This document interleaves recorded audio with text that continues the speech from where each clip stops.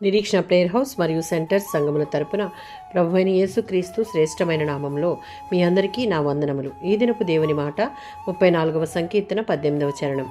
నలిగిన మనస్సు గలవారిని ఆయన రక్షించును. మనుషుల్లో ఈ స్థితి దేవునికి చాలా ప్రియమైనది. వారు దుఃఖాక్రాంతులుగా ఉండడం ఆయన ఉద్దేశం కాదు, కానీ వారిని శాశ్వతంగా ఆనందభరితులను చేసేందుకు అలాంటి స్థితి దేవునికి వీలు కల్పిస్తుంది. 51వ సంకీర్తన 17వ చరణం. పాపం పట్ల అసహ్యతతోనూ దానిలోని దుష్టత్వం పట్ల భారభరితమైన విరిగి నలిగిన హృదయాన్ని దేవుడు ఎప్పుడు త్రోసిపుచ్చడు. సరికదా, క్షమిస్తాడు, స్వీకరిస్తాడు. మన స్వార్థాన్ని, గర్వాన్ని విడిచిపెట్టి క్షమించే దేవుని కృప కొరకు మొరపెట్టినప్పుడు ఆయన మనలను అంగీకరిస్తాడని మనం దృఢంగా నమ్మాలి.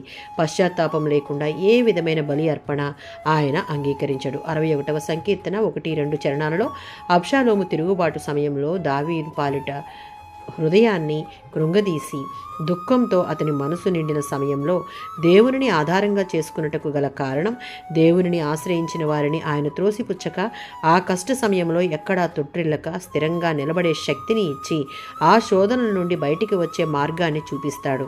దానికి మనం దేవుని సన్నిధిని స్థిరమైన నమ్మకంతో దావీదు వలె మన హృదయంలో ఉన్న భారమంతా కృమ్మరించాలి. యెషయా గ్రంథం 57వ అధ్యాయం 15వ వచనం.